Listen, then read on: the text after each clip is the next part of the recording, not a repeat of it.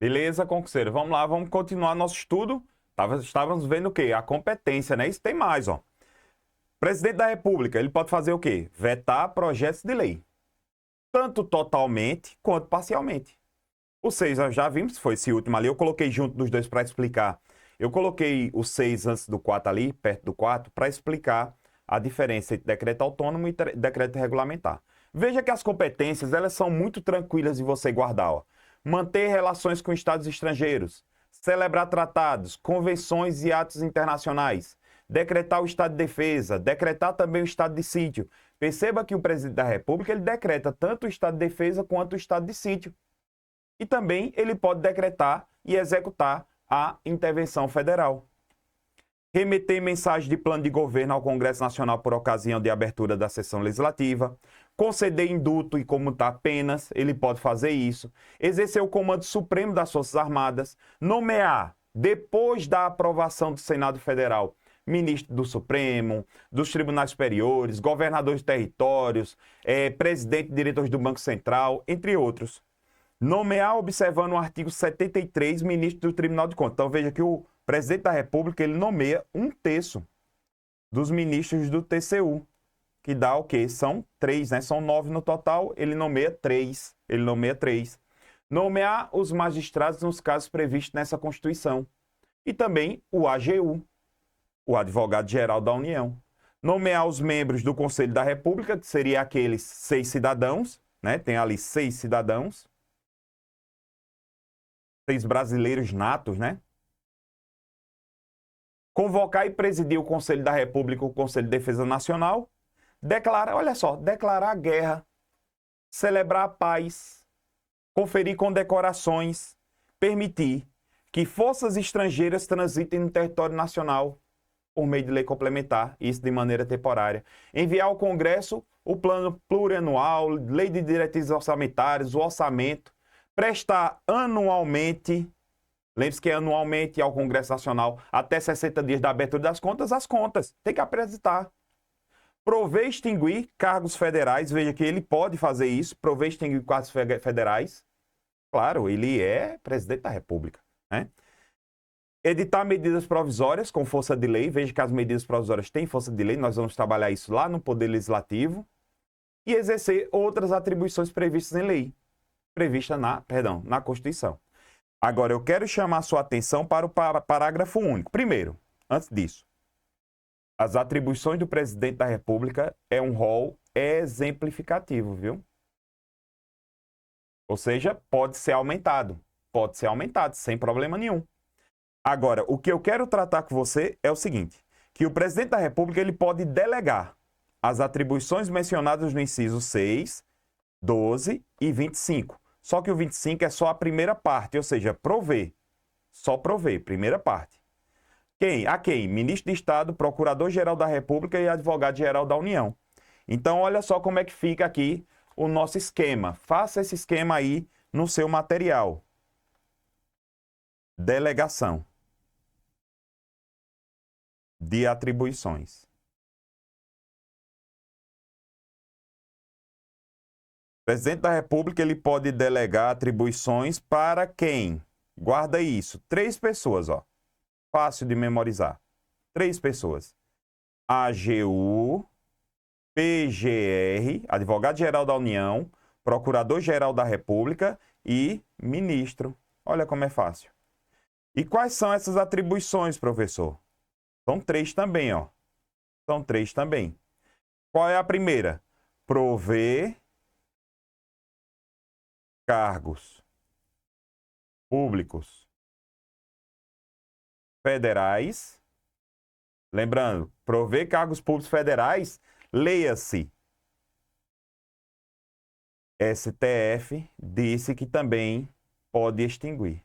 Opa, peraí, professor, parou. Jurisprudência, sim, olha aqui, a famosa jurisprudência. O STF disse assim, peraí, presidente da República, ele pode, se a Constituição autorizou só a primeira parte, que era prover cargos públicos federais, nada impede que também ele delegue a extinção de cargos públicos federais. Pronto, foi o STF que disse. Acabou. Qual é a outra, professor, que ele pode delegar? Conceder induto. Agora, induto de Natal, por exemplo. Eita, induto, né? E comutar penas. Conceder, comutar é permutar penas, trocar penas. E organização da administração pública. Organização da administração pública. Lembrando que essa organização da administração pública é aquela, desde que não tenha aumento de despesa, nem criação e extinção de órgãos públicos. Tá vendo que quando você repete, você memoriza? Não tem para onde correr, meu aluno. Não tem, não tem. Muita gente ficava, professor, eu queria ver se tinha um macete. Muita gente estava procurando minha aula por conta disso, mas não tem. Tem que ser na tora e no exercício. Depois eu vou deixar disponível aqui um link também nessas aulas no YouTube, no meu canal do YouTube. Então eu sempre peço para que você também dê uma procuradinha nas questões, resolução de questões lá no meu canal no YouTube, certo? Tá aqui em cima, ó. Ó, tá aqui, ó. Cadê? Aqui, ó. Prof. Jean Valnei. Dá uma olhadinha lá, de repente já tem questões, você está assistindo essa aula, já tem questões aqui. Terminar, já vai para lá responder. Possivelmente deve ter umas 20 questões lá para a gente trabalhar. Possivelmente deve ter já. Beleza? Olha lá. Fechou aqui? Pronto. Vamos avançar e vamos falar aqui sobre a responsabilidade do presidente da República. Responsabilidade do presidente da República. Veja que o presidente da República, ele vai ser responsável por seus atos. Só que ele tem uma certa imunidade por seus atos, principalmente relacionada a crimes, essas coisas. É o que a gente chama de imunidade material e imunidade formal. Vamos lá. A imunidade material é aquela reconhecida, é a conhecida irresponsabilidade penal absoluta. Ou seja, ele não vai ser responsabilizado durante o cunho do seu mandato, durante o seu mandato. Ele não pode ser responsabilizado. Ele não vai poder. Já a formal é com relação a processos. Para o presidente da República ele ser julgado, ele tem que ir para... ele tem que ser primeiro mandado para a Câmara dos Deputados. A Câmara dos Deputados vai enviar para o Senado Federal ou para o STF para que ele seja julgado. Olha aí, imunidade formal em relação ao processo. Como é que funciona isso, professor? Primeiro eu vou ter que ter autorização da Câmara dos Deputados para julgar o presidente da República. Essa é com relação ao processo, é uma imunidade que ele tem. Os governadores também têm essa imunidade, só que precisa da autorização das assembleias. Atenção, meu aluno. Atenção, muita atenção agora. Os prefeitos não têm essa imunidade com relação ao processo. Eles não têm dessa autorização. Eles não, para serem julgados, não precisa da autorização dos vereadores. Entendeu? Com relação à prisão, olha lá. O presidente da República não será submetido a nenhum tipo de prisão processual. Prisão penal, prisão preventiva, prisão temporária, nenhuma. Agora, ele pode ser preso? Pode. Ele só pode ser preso após sentença condenatória no STF. Após sentença condenatória no STF. Os governadores e os prefeitos têm essa imunidade, professor? De forma alguma, olha, isso despenca em concurso, eles não têm essa imunidade. Eles não têm essa imunidade com relação à prisão. Eles podem ser presos tranquilamente e não precisa esperar a condenação, a sentença condenatória. E o que seria essa cláusula de irresponsabilidade relativa? É que o presidente da República ele não pode ser, como é que eu posso dizer? Ele não pode ser julgado, né? Ele não pode ser responsável por atos estranhos às suas atribuições, que sejam diferentes da função dele. Bateu no carro de uma pessoa. Ele não pode ser responsabilizado por isso. Agora, quando ele deixar a presidência da República, ele pode ser responsabilizado. É o que diz aí, ó. No seu material está tudo discriminado, ó.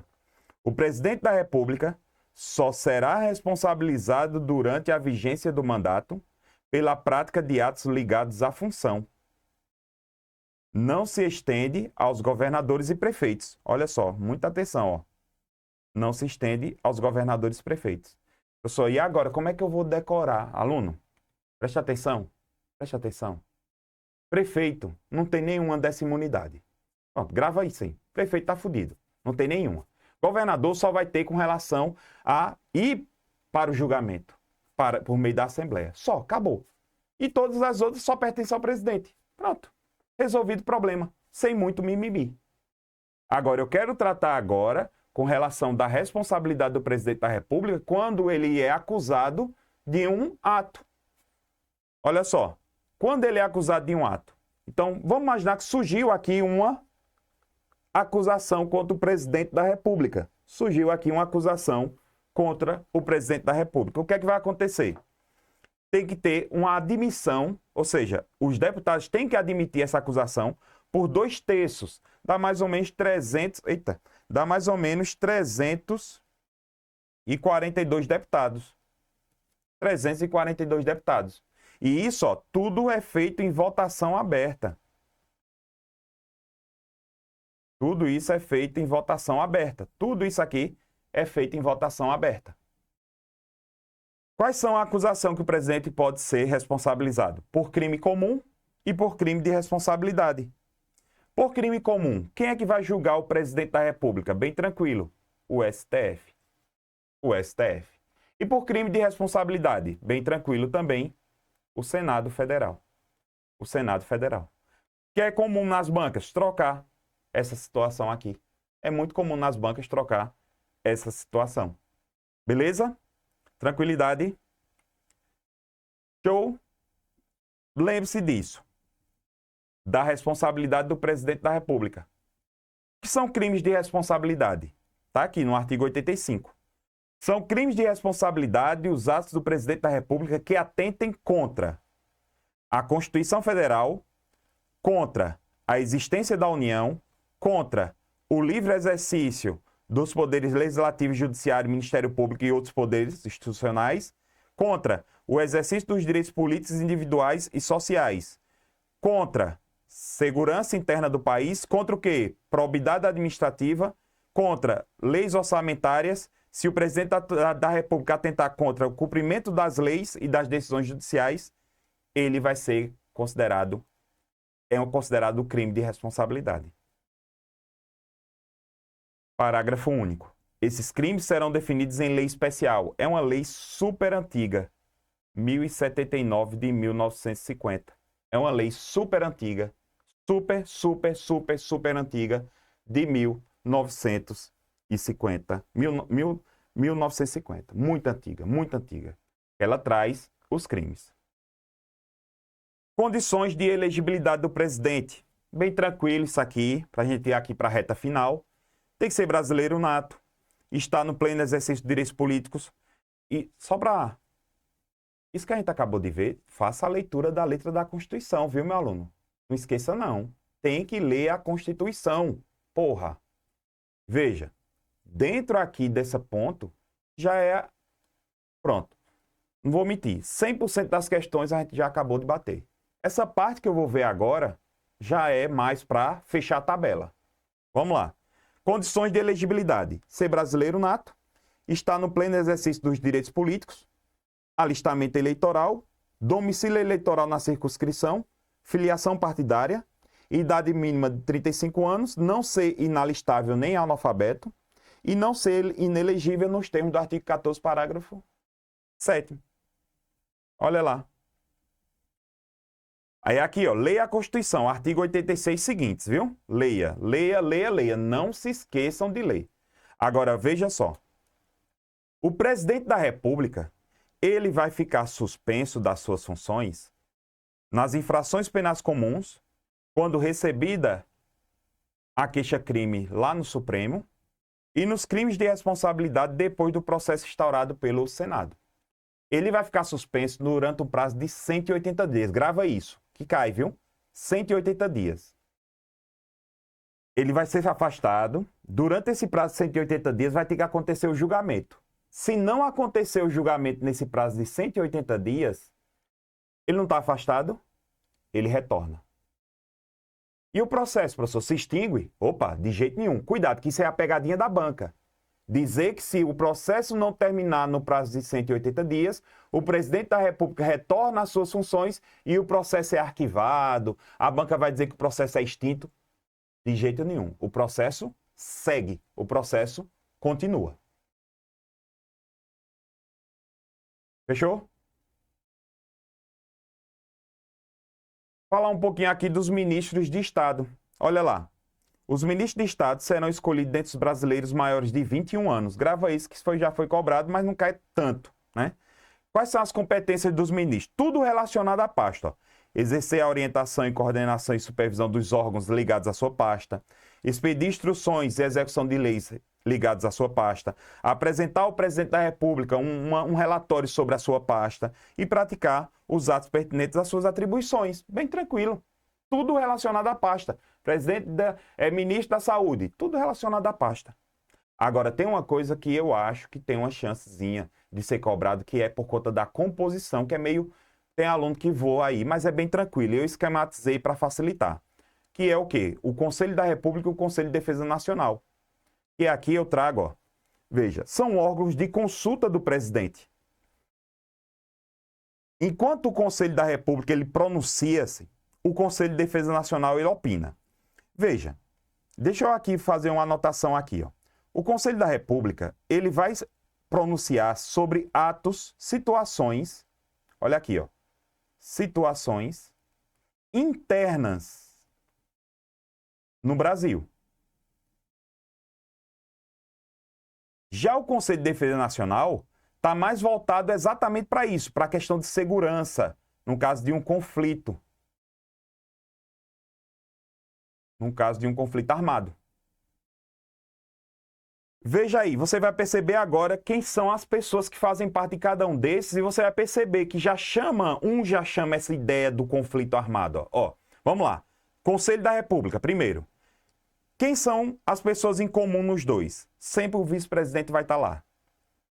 Presidente da Câmara e do Senado, ministro da Justiça, Aí agora muda, ó. Conselho da República, líderes da maioria e minoria do Senado e da Câmara. E o Conselho da República, aqueles 6 cidadãos brasileiros natos. Pronto, bem tranquilo. Só precisa agora acrescentar esses 2. É cobrado, viu, isso aqui. Já o Conselho de Defesa Nacional, perceba que é mais voltado para essa questão mais de guerra, ó. Eu vou ter mais ministro, ó. Ministro da Defesa, ministro das Relações Exteriores para tentar negociar. Planejamento, porque eu preciso de dinheiro, né? Sacou?